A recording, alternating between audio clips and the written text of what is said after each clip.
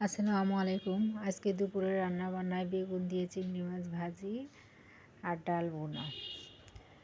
এই তো এদিকে আমি ডাল বোনা করে রেখেছি আর ওদিকে চিংড়ি মাছ দিয়ে বেগুন দিয়ে ভাজা ভাজা করছি। আজকে দুপুরের রান্নাটা আমি তাড়াতাড়ি সেরে ফেলবো, তাড়াতাড়ি করে শেষ করছি, কারণ আমি তাল ভিজিয়ে রেখেছি। যে দেখুন, তাল বাজার থেকে কিনে এনেছি, তাল ভিজিয়ে রেখেছি আরও 1 ঘন্টা আগে। এখন এই তালগুলো রস বের করে নেব। তালের রসটা বের করা একটু কঠিন বিষয়, কিন্তু তালগুলো খেতে আমার কাছে অনেক মজা লাগে। তালের রস খেতে ভীষণ মজা লাগে। তালের রসের বিভিন্ন ধরনের পিঠা খাওয়া যায় এবং তাল দুধ নারকেল দিয়ে জাল দিয়ে খেলেও অনেক মজা লাগে। এই তো আমি প্রথমে তালগুলোর আইট এভাবে একটা একটা করে চটকিয়ে চটকিয়ে রস বের করে নিচ্ছি।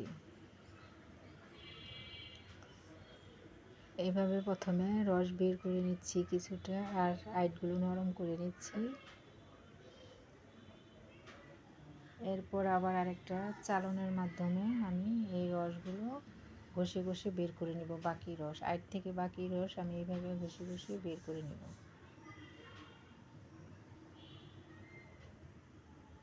এই দেখুন, এভাবে তাল লওয়াটা খুবই সহজ।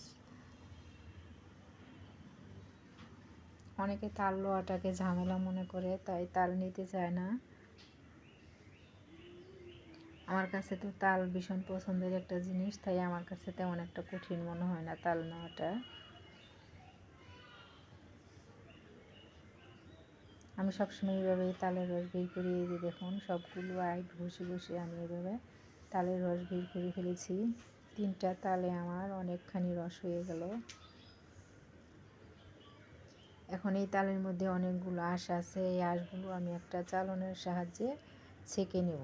এই যে দেখুন, এই চালনটা দিয়ে ছেঁকে নিচ্ছি। আঁশগুলো ফেলে দিব ছেঁকে, আঁশ থাকলে তাল খাওয়া যাবে না। এই তো এইভাবে সবগুলো তাল রস ছেঁকে নিয়ে এই যে দেখুন, আমার প্রায় 1 বয়ম তাল হয়ে গেছে। 3টা তাল থেকে প্রায় 1 বয়ম তাল হয়েছে। এই তালের রসটা খুবই ঘন। এই যে দেখুন, এভাবে তালের রস বের করলে এখানে পানি থাকে না এক ফোঁটাও, শুধু রস।